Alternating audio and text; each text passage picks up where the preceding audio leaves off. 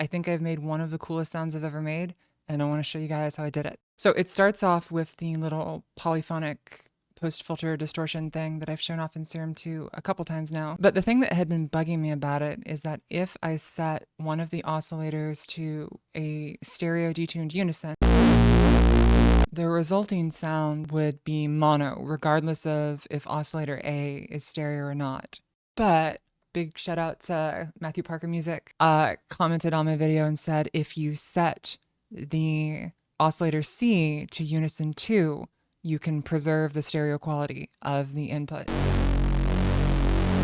It does seem to, I think, maybe flip the stereo image from left to right. I'm not exactly sure why. And the other thing is that your unison has to be set to an even number. It can be 2, 4, 6, whatever. There's no reason to do 4 or 6. It doesn't actually sound any different. But if you do 3, it goes back to being mono again. And then the next part of the sound is Subtronics posted on his story, switching out the low pass filter that I've been using for a diffuser. So I've done a diffuser with a little bit of an envelope modulation, and you get this really cool attack. But in his video, Subtronics actually did note that the sound he made was purely monophonic, so you don't actually need the routing trick to do that. But that got me thinking, like, what if you did a similar sound, but you did make it polyphonic instead? I was just fiddling, and I started with a low octave, and then I played a high octave, and I was like, what if you play them both at the same time?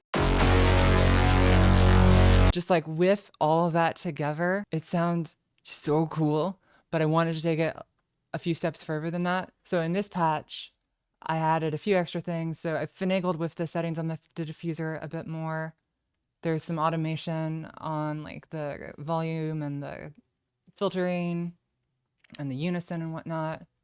And then the other step that I realized I could do is that I'm not limited to one filter in this approach. So I can take the output from the diffuser and then run that into a comb filter, and then run filter 2 now into oscillator C.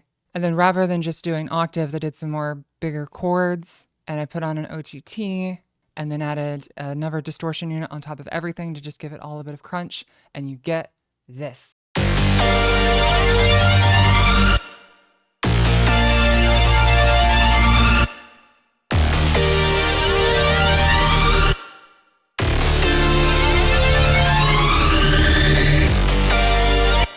Yeah, it sounds really cool. There's still so much that I could do with it that I haven't tried yet, so I'm going to keep experimenting, but I wanted to show you guys that.